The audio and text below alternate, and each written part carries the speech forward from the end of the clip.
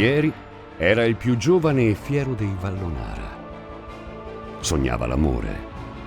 Rinaldo d'Angarano era il suo rivale. Amava la guerra e il pugnale. Il cortometraggio, novità della partita a scacchi a personaggi viventi 2022, narra l'antefatto della celebre leggenda che risale al 1454 e che racconta di un duello combattuto attraverso una partita al nobile gioco degli scacchi per conquistare la mano della bella Leonora. Leonora, intanto, ascoltava il suo cuore e confidava alla madre perduta e tanto amata i suoi turbamenti e le sue speranze.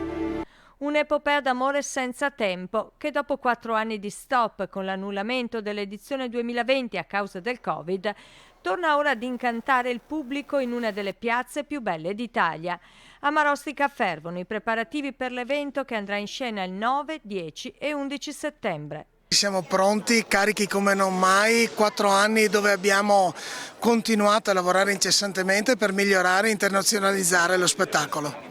Che partita a scacchi sarà quella di quest'anno? Beh, la partita a scacchi della rinascita a tutti gli effetti e la partita a scacchi che ci porterà verso il centenario del nostro meraviglioso spettacolo. La regia è affidata ancora una volta a Maurizio Panici, sempre attento a rispettare la tradizione. Sempre nel rispetto della tradizione, ma proiettati con una visione di futuro e utilizzando anche i mezzi che abbiamo a disposizione per poterlo fare. La partita a scacchi a personaggi viventi è una rappresentazione capace di muovere un'intera comunità. Saranno 650 i figuranti in scena, oltre ai tecnici e ai volontari che lavorano dietro le quinte.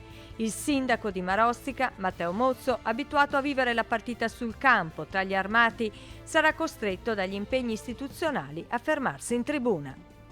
È difficile da spiegare per chi non è cittadino marosticense cosa vuol dire la partita a scacchi.